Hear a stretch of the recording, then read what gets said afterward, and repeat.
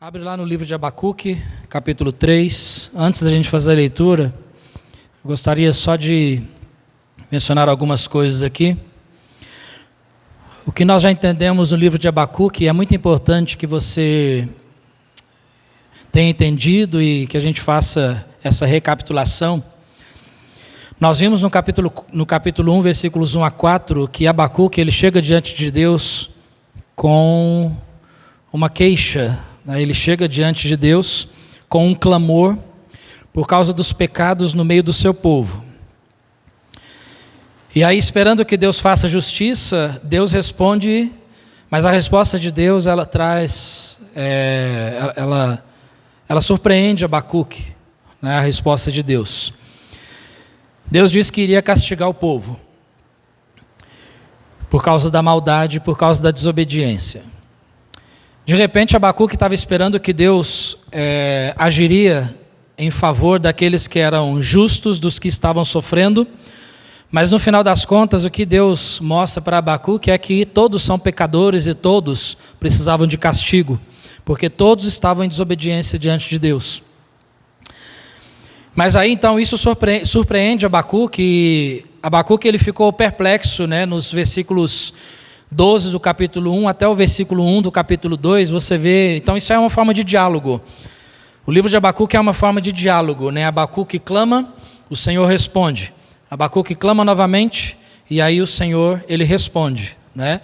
E Abacuque, ele ficou perplexo ao saber que um Deus santo, como um Deus santo poderia usar ímpios para castigar os justos, né? Ele ficou perplexo por isso. Mas Deus ele faria isso. E Deus ele usaria, para castigar o povo de Judá, Deus usaria a nação da Babilônia. Uma nação ímpia, uma nação extremamente pecadora, mas Deus usaria aquele povo para castigar o seu povo, né, por causa da sua desobediência. Mas apesar de Abacuque ter ficado perplexo, no capítulo 2, versículos 2 a 20, você vê que Deus mostrou para Abacuque que não somente o povo de Judá seria castigado, mas também os ímpios que seriam usados por Deus também seriam castigados. Eles seriam castigados também. E quando Deus mostra isso para Abacuque, começa ali uma transformação no coração dele. Porque Deus está mostrando para Abacuque aqui, ele diz assim: Abacuque, eu vou fazer isso, mas todos os pecadores receberão a retribuição, inclusive a nação da Babilônia, todos vão receber uma retribuição. E aí então, quando Abacuque ele ouve essas palavras de Deus, o coração dele começa a ser transformado e ele começa então a louvar o nome de Deus. Você viu, na semana passada nós estudamos capítulo 3, versículos 1 a 15, onde Abacuque ele lembra das grandiosas obras de Deus através dos anos. E falou várias coisas ali que nós não vamos voltar aqui, mas tudo aquilo que Abacuque menciona a respeito das obras de Deus, isso demonstra então que o seu coração estava sendo transformado. Abacuque ele estava começando a entender, né, sobre a grandeza de Deus, sobre os propósitos de Deus, mas acima de tudo Abacuque ele começou a considerar que um Deus que nunca falhou no passado, também não falhará no futuro, não falharia no futuro. E é interessante, irmãos, porque é essa mesma confiança que nós precisamos, é essa mesma confiança que precisamos ter. Um Deus que nunca falhou no passado, ele jamais falhará no futuro. Nós precisamos entender que tudo está nas mãos dele. Deus é aquele que sustenta tudo. Ele considera tudo. Nada passa desapercebido pelos seus olhos. Deus vê tudo. Tudo. Isso trouxe alívio ao seu coração. Abacuque ele começa a se sentir aliviado e ele começa a se sentir trabalhado por Deus, né, quando ele teve esse diálogo com o Senhor. Nós vimos que o capítulo 3, ele é um cântico para ser cantado numa liturgia. O versículo 1 diz isso e o versículo 19 fala isso também. Ele é um cântico, o capítulo 3 é um cântico. Nós vimos também que no capítulo 3 o profeta ele confia naquilo que Deus estava prestes a fazer, mas ele clama por misericórdia. Ele diz: Senhor, tudo bem, eu ouvi, isso você encontra aí no capítulo 3, no versículo 2. Ele diz: ouvi a tua voz, Senhor, e eu temi. Mas aí ele diz: aviva a tua obra, ou seja, torne a tua obra viva através dos anos. Em outras palavras, o que Abacuque está dizendo é o seguinte: Senhor, a obra que o Senhor deseja fazer, faça, que seja feita a tua vontade. Então ele começa a confiar em Deus, e aí ele começa a exaltar a Deus, ele exalta a glória de Deus, a sua onipotência, ele exalta o Deus dos exércitos que luta em favor daqueles que são justos, e o fato, de que Deus controla todas as coisas. Isso nós vimos na semana passada nos versículos 1 a 15 do capítulo 3. Agora hoje nós estamos concluindo o estudo nesse livro, e a conclusão desse estudo nós vamos ver os versículos 16 a 19, e o que nós vamos entender hoje à noite é que nesses versículos consta uma declaração de fé e louvor a Deus, mesmo durante as adversidades. Ou seja, o que nós vamos entender hoje à noite, irmãos, é que mesmo em momentos de adversidades, em circunstâncias contrárias, é possível nós termos fé e louvar ao Senhor. É possível nós sermos satisfeitos em Deus, mesmo nos momentos adversos da nossa vida. E conforme já foi mencionado nos estudos anteriores, nós estamos vivendo dias difíceis. Nós estamos vivendo dias complicados, dias sombrios. Você observa no mundo o que vem acontecendo, as guerras que vêm acontecendo, principalmente agora, recente. Você observa o quanto os pecados entre o povo estão cada vez mais claros e abertos diante da sociedade. Coisas que há tempos atrás nós não ouvíamos falar, hoje está tudo sendo de uma forma mais descoberta possível. Parece que as pessoas, como a palavra diz, as pessoas não têm mais vergonha do pecado. Eles não têm. Aquilo que eles faziam em oculto, hoje não, eles fazem às claras. Então nós estamos vivendo momentos difíceis. Quando você olha a política mundial, a questão dos países, a forma com que tudo está se conduzindo, o nosso país, quando você observa o que vem acontecendo, a questão do aborto, a questão da legalização das drogas e a questão de ideologias de gênero e tantas outras coisas abomináveis que vem acontecendo recentemente, e convenhamos, está muito rápido, não está? Você não concorda comigo? Vem acontecendo muito rápido. Quando nós observamos tudo isso, irmãos, nós vamos concluir que é possível vivermos uma vida satisfeita e alegre no Senhor, apesar de todas essas coisas. É possível. Vamos ler os versículos 16 a 19, para a gente fazer a conclusão do livro aqui. E eu espero que o Senhor nos ajude, que o Espírito Santo nos ajude a entender, e faça as aplicações aqui para a nossa vida. Versículo 16. Ouvindo-o eu, o meu ventre se comoveu, a sua voz tremeram os meus lábios, entrou a podridão nos meus ossos, e estremeci dentro de mim. No dia da angústia, descansarei. Quando subir contra o povo, que invadirá com as suas tropas.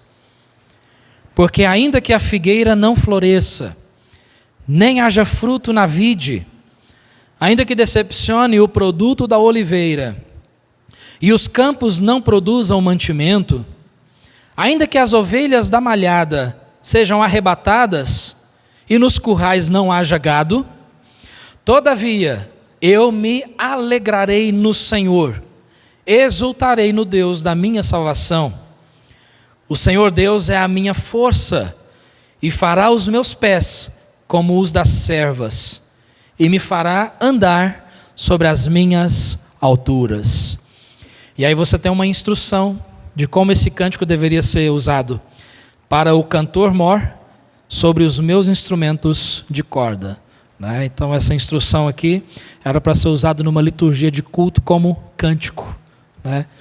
Conforme o versículo 1 que nós vimos na semana passada também. Esse livro, irmãos, como todos os livros da Bíblia, revela o caráter de Deus, que não pode tolerar pecado. E é isso que precisamos sempre entender, sempre pensar, sempre refletir. Deus nunca pode tolerar o pecado.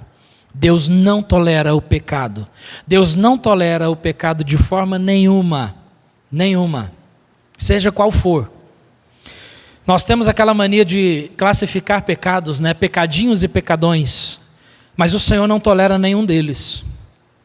Deus não tolera ninguém que tenha um coração orgulhoso, rebelde, teimoso, contencioso, irado, amargurado e seja lá o que for. Deus nunca tolera. É por isso que Deus se interessa e deseja muito transformar os nossos corações. Porque por natureza nós somos rebeldes. Por natureza, nós somos orgulhosos. Por natureza, nós somos contenciosos. Ou seja, a gente gosta de uma boa picuinha, não é verdade? Por natureza, somos assim. No Salmo 73, não precisa abrir lá, eu te encorajo a ler em casa, caso você queira entender melhor.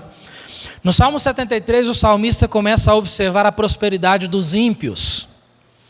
Que os ímpios, aqueles que não têm Cristo, aqueles que estão caminhando para o inferno, ele começa a observar e ele considera o quanto esses não tinham dias trabalhosos, parece que os ímpios não tinham dificuldades, parece que os ímpios, mesmo vivendo no pecado, eles estavam indo bem nessa vida.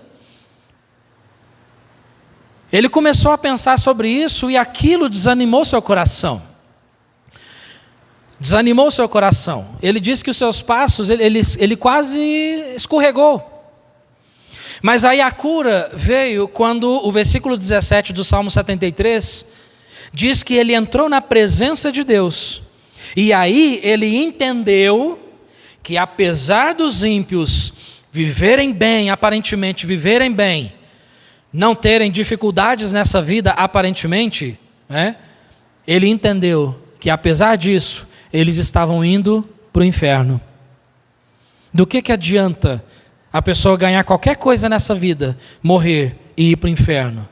Do que adianta uma pessoa ter bens, ter dinheiro, ter tudo aquilo que deseja, morrer e ir para o inferno? Porque é para lá que o pecado leva. E deixa eu dizer uma coisa, todos nós somos pecadores. Se você é um pecador sem o perdão de Deus, você está indo para o inferno. É para o inferno que você está indo. Por isso que você precisa de Jesus. É por isso que Jesus morreu. Os nossos pecados mataram Jesus. Ele morreu no nosso lugar. A morte que era nossa, Jesus tomou.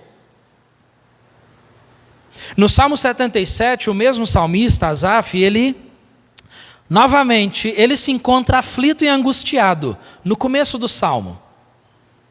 Alguma coisa aconteceu. Não é revelado, mas algo aconteceu.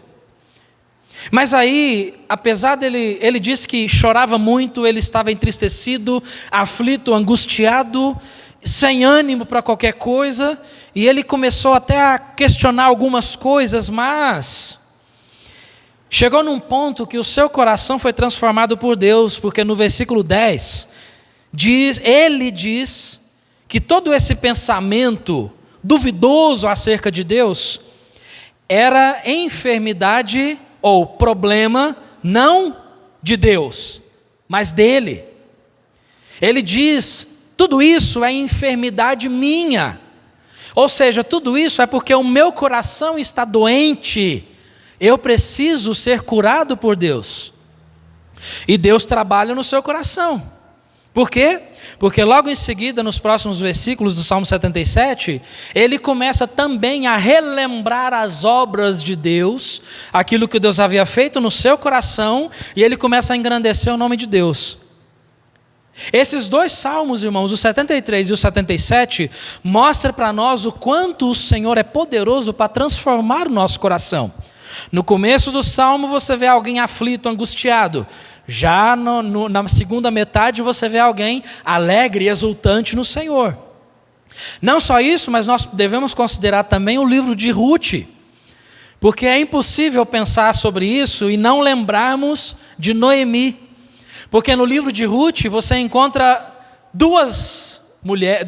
uma mulher, mas com dois pensamentos, dois estilos de vida. Na primeira parte do livro, no comecinho do livro, você encontra, lá no livro de Rute, uma Noemi amargurada por causa da perda do seu marido e seus filhos. Uma Noemi que chegou a dizer assim: olha, não me chame de Noemi, me chame de Mara. Mara significa amarga. Então seria como se ela estivesse dizendo: olha, não, eu quero que vocês me chamem de amarga, porque eu estou amarga. O Senhor não tem sido bom para comigo. Mas aí a forma que Deus vai orquestrando tudo através do livro, e Deus vai trabalhando no coração dela, e Deus vai transformando o seu coração, no final, nós encontramos uma outra Noemi, muito diferente do começo do livro. Porque a Noemi que nós encontramos no final do livro, é uma Noemi alegre e exultante. Por quê? Porque Deus fez uma grande obra no coração dela. A gente considera o apóstolo Paulo. O apóstolo Paulo, em 2 Coríntios capítulo 12, você encontra ali Paulo dizendo que havia algo na sua vida que o incomodava muito. E ele diz, ele expressa dizendo que era um espinho na carne. O que é esse espinho na carne, claramente nós não podemos afirmar. Tenho as minhas deduções. Mas era algo que incomodava ele. Era algo que tirava a sua paz. E ele orou ao Senhor. Na sua aflição ele orou a Deus. 3 vezes ele pediu a Deus para tirar aquele espinho que estava ali ferindo a sua vida, seu coração. Qual foi a resposta de Deus para ele? A minha graça te basta. Porque, Paulo, o meu poder se aperfeiçoa na fraqueza. Aquele Paulo aflito e angustiado, logo no versículo seguinte nós encontramos outro Paulo. Porque aí apóstolo Paulo diz assim, apóstolo Paulo então ele diz, eu vou me gloriar então na minha fraqueza. Por quê? Porque na verdade, Senhor, eu cheguei a entender que quando eu acho que eu sou forte, na verdade eu sou fraco. Mas quando eu reconheço que eu sou fraco, na verdade eu sou forte. Porque o Senhor trabalha, não é na minha força, Deus trabalha na minha fraqueza. Tem um ditado muito interessante, né, que diz assim: não se pode encher um copo que já está cheio. Você já tentou encher um copo que já está cheio? Não tem jeito. Aquilo vai transbordar e aquilo já está cheio. Pessoas cheias de si, pessoas que se acham fortes e não tem como. Mas uma pessoa que se esvazia, que entende que precisa do Senhor, Deus pode trabalhar nesse coração. Todos esses servos de Deus que eu mencionei aqui, e muitos outros que existem, né, tanto na palavra de Deus como fora dela, nos dias atuais, em algum momento das suas histórias de vida, eles ficaram frustrados e perplexos por algum motivo, mas Deus transformou o seu coração, e no final eles passaram a exultar diante do Senhor. E é justamente isso, irmãos, que acontece com Abacuque. Porque no começo do livro nós encontramos um Abacuque aflito, angustiado. Ele chega a dizer: Senhor, até quando eu vou gritar violência? Até quando eu vou observar essa maldade ali entre o meu povo, na minha nação? A minha nação de Judá tem tantos pecadores e pessoas sofrendo por causa desses pecadores. E até quando, Senhor, isso vai acontecer? Até quando? Mas aí Deus responde, Deus traz uma resposta, mas não era a resposta exata que Abacuque estava esperando.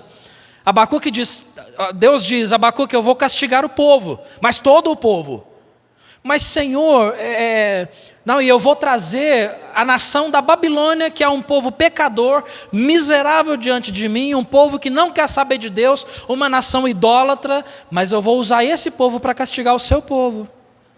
Mas Senhor, o Senhor é tão justo, isso no capítulo 2 você observa. Senhor, mas o Senhor é tão justo e santo, como que o Senhor vai usar uma nação ímpia? Isso é impossível, eu não consigo entender. Mas aí Deus diz para Abacuque, mas olha, fica tranquilo, porque eu vou castigar, eu vou trazer juízo, julgamento sobre o seu povo, mas eu também vou castigar aquela nação que eu vou usar, porque eles estão pecando diante de mim também, eu vou trazer o castigo. Então o coração de Abacuque, aquele Abacuque aflito e angustiado lá no começo do livro, já nós não encontramos ele no final. Porque no final do livro nós encontramos um profeta Abacuque exultante no Senhor. Alguém que chega a dizer que não precisa de mais nada nessa vida, absolutamente nada a não ser o Senhor. É isso que ele diz aqui. Algumas coisas para a gente considerar aqui, irmãos. Abacuque, primeiro, ele tremeu quando ouviu os planos de Deus. Mas ele diz que iria descansar na justiça e na misericórdia divina. Ele disse no versículo 16, olha a atitude dele, como ele se sentiu, quando ele considerou tudo aquilo que Deus iria fazer, trazendo essa nação ímpia, castigando o seu povo e, olha só, ouvindo-o eu, o meu ventre se comoveu, à sua voz tremeram os meus lábios, entrou a podridão nos meus ossos e estremeci dentro de mim. Esse foi o sentimento que ele sentiu. Senhor, quando eu ouvi isso, eu tremi, eu me assustei. Porque não era bem essa resposta que eu estava esperando. Mas aí ele diz aí, no dia da angústia, ou seja, daquilo que aconteceria, e de novo eu quero frisar para os irmãos, no ano de 586, antes de Cristo, essa profecia se cumpriu.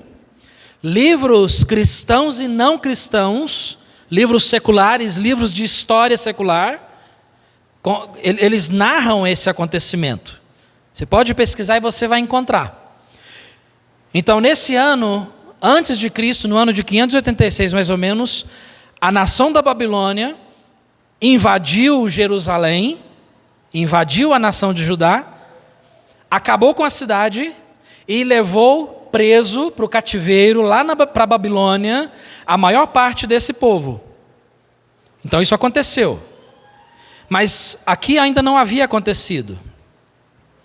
Então ele diz aqui, no dia da angústia, Senhor, no dia que acontecer isso, qual que é a próxima palavra que está aí?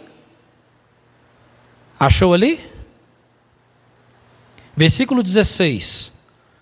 Ouvindo-o eu, o meu ventre se comoveu, à sua voz tremeram os meus lábios, entrou a podridão nos meus ossos e estremeci dentro de mim. No dia da angústia, descansarei. Quando subir contra o povo que invadirá com as suas tropas. Quem vai subir contra esse povo? Quem vai se levantar contra essa nação que iria invadir Jerusalém? Deus, o Deus dos exércitos, como nós já vimos na semana passada, o Deus que batalha para o seu povo, pelo seu povo.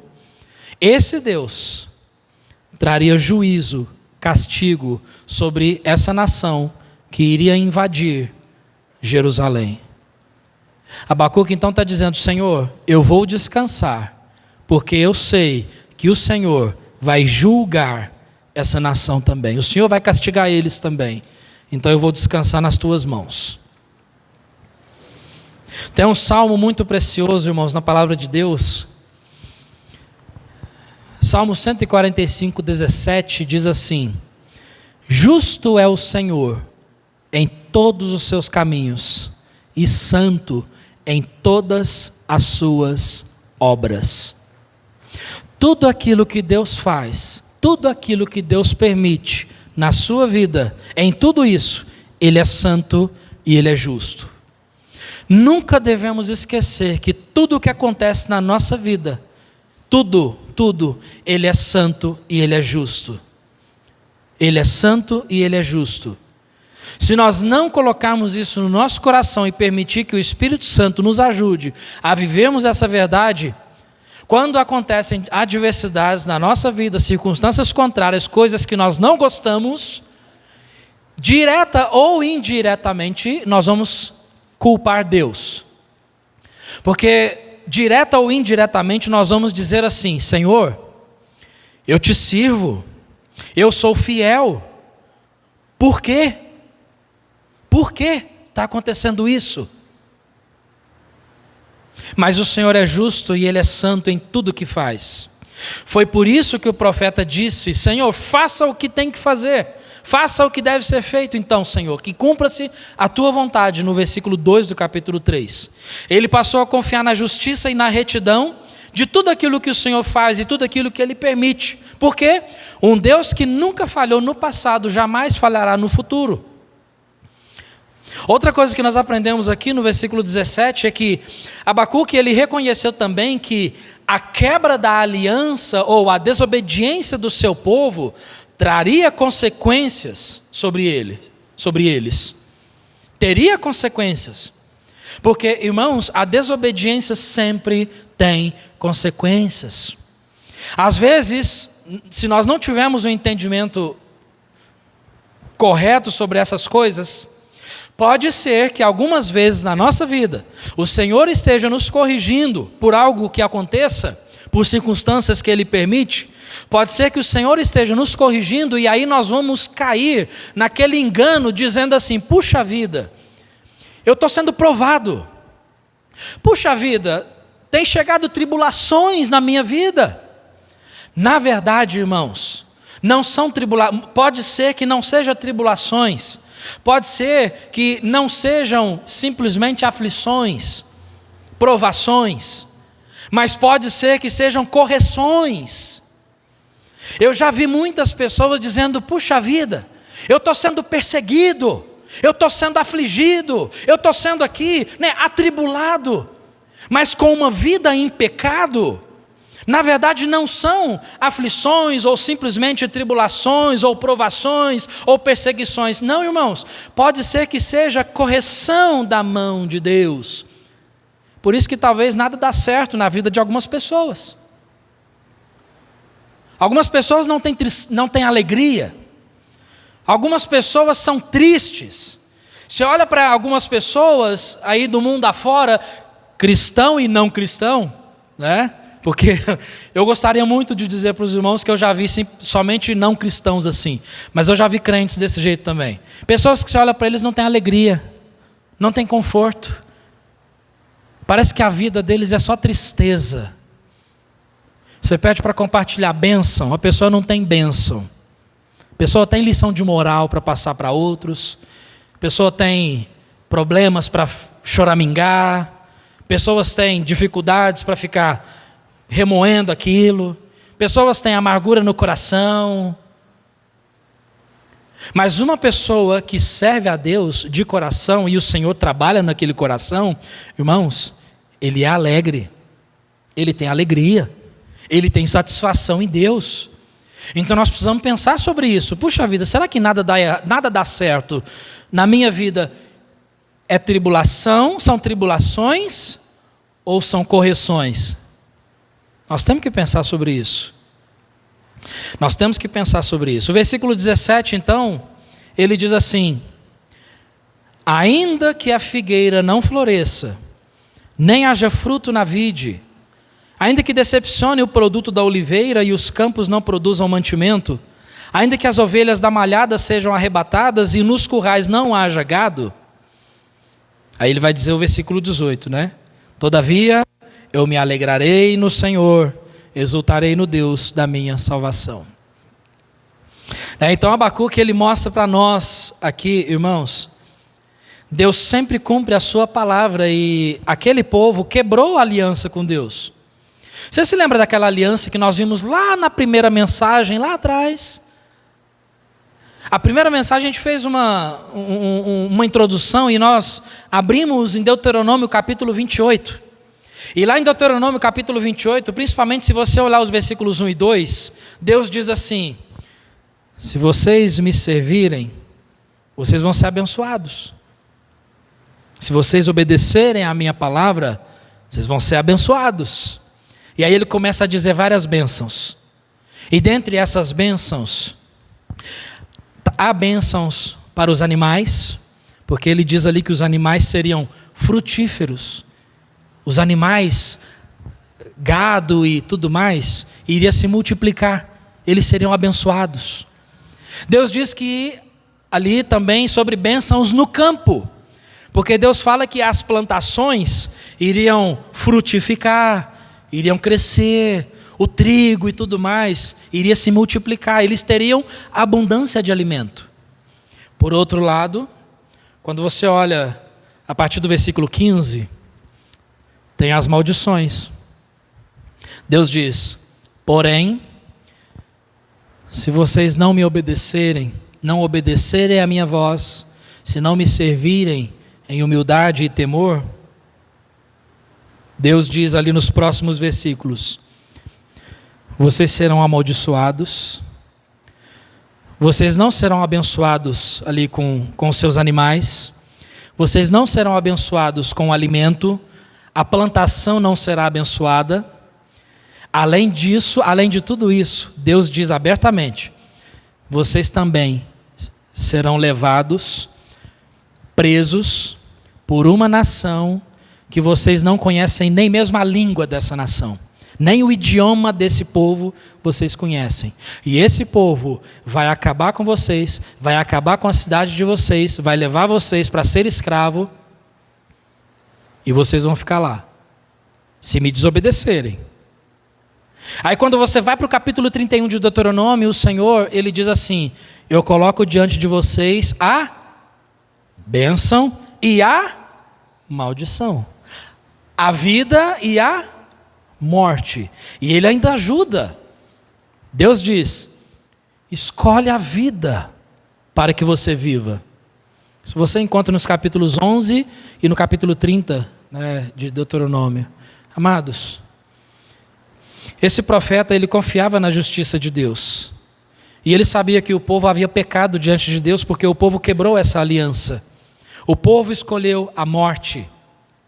Por isso Abacuque, então, ele reconhece que provavelmente a figueira não iria florescer, não haveria fruto na videira. Ele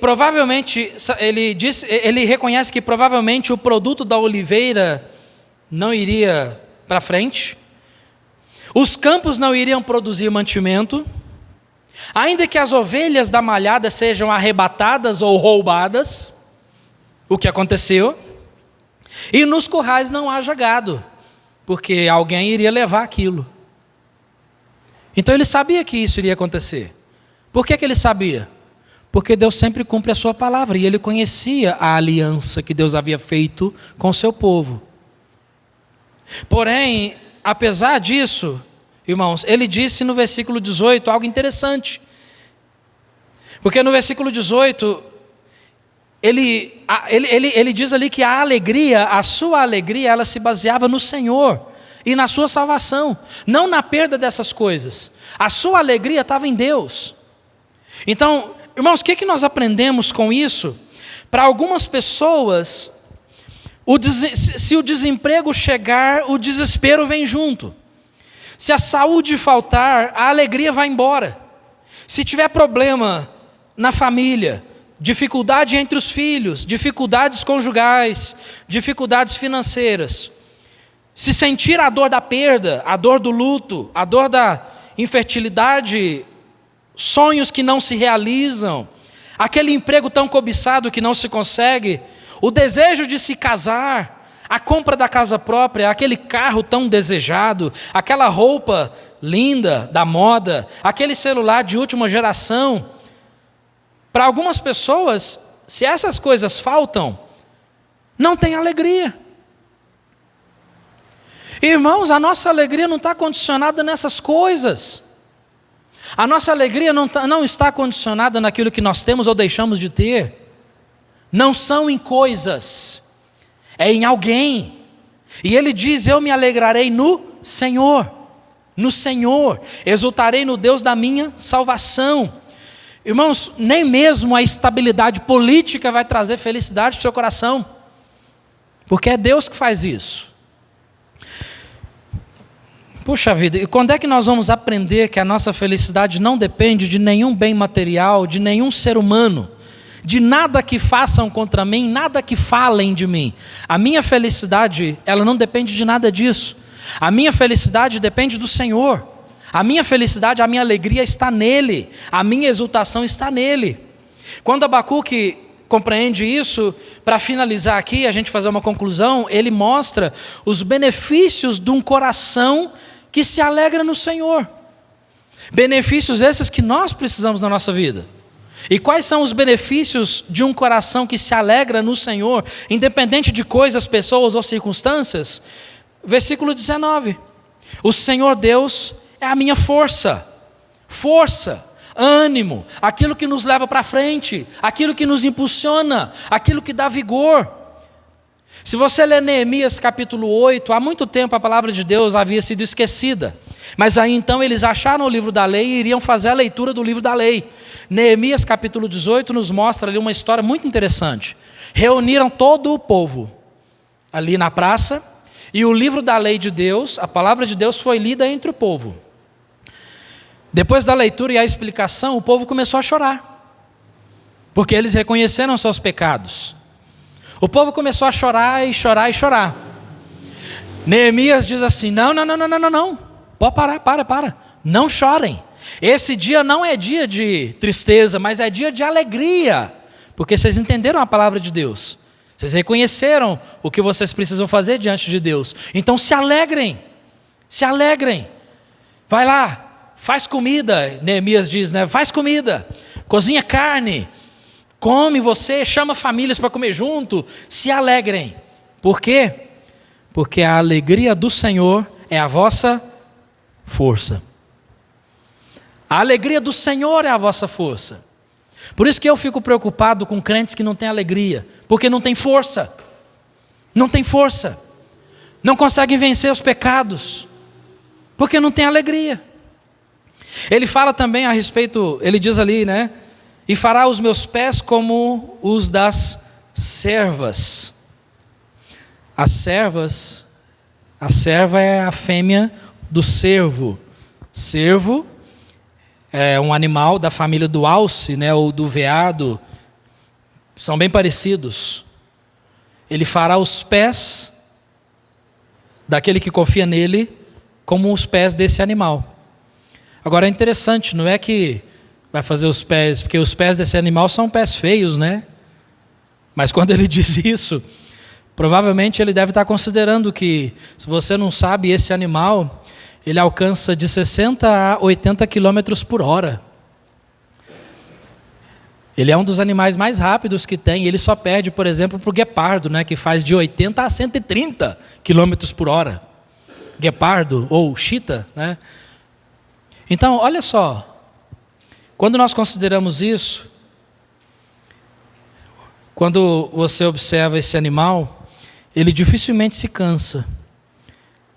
Ele sempre persiste em correr e correr. Que aplicação que nós podemos fazer? Quando nós colocamos a nossa felicidade nas coisas desse mundo, nós nos cansamos. A gente se cansa. Sabe por quê? Porque são planos e planos e planos frustrados. Porque, fala a verdade, irmãos, tudo que você planeja dá certo? E muitas vezes a gente se frustra com isso. A gente se frustra, Então, muito pelo contrário, Então, se os nossos pés vão ser assim, nós não vamos nos cansar. E aí ele finaliza dizendo: e me fará andar sobre as minhas alturas. E depois ele dá a instrução, sobre como esse cântico deveria ser usado. Me farás andar sobre as minhas alturas. Isso me lembra Isaías 40:31, diz assim, Isaías 40:31, aquele que confia no Senhor renovará a sua força, subirá com asas como águia. Ele vai correr, mas não vai se cansar. Ele vai correr, mas não vai ficar fatigado. A pergunta que fica, irmãos, é assim: onde está a sua alegria? Aonde está a sua alegria? Abacuque nos ensina, para concluir aqui, que devemos viver pela fé. Pois essa é a atitude daquele que é justo, daquele que conhece Jesus. Diante de tudo o que nos acontece, nunca devemos nos esquecer de que Deus é soberano, ou seja, Ele governa tudo. Deus é justo, ou seja, Ele sempre age com justiça em tudo aquilo que Ele faz e permite. Que Deus é santo, ou seja, que Ele nunca tolera o pecado, e é por isso que Ele traz correção e julgamento entre o seu povo, falando sobre o povo de Deus. E não só isso, mas nós não podemos nos esquecer que o Senhor, além de tudo isso, Ele também é misericordioso, pois apesar de nos corrigir quando pecamos, Ele faz isso com o seu amor e a sua misericórdia, para nos trazer mais perto dele, porque caso contrário, nós já teríamos sido destruídos por Deus, por causa da sua santidade, porque quantas vezes nós pecamos diante dele, não é verdade? Irmãos, Abacuque nos ensina muitas coisas. Eu espero que você tenha compreendido a lição desse livro. Espero que tenha ficado claro tudo aquilo que aconteceu ali, todo o relato, todo esse diálogo entre Deus e Abacuque. Espero que você entenda que a mensagem central desse livro, o que nós aplicamos, esses 3 capítulos da nossa vida, como que nós aplicamos isso? A aplicação que nós podemos ter é a seguinte: diante da aplicação da justiça de Deus, corrigindo o seu povo, os justos devem confiar no Senhor, crendo que Ele nunca falhou e nem falhará.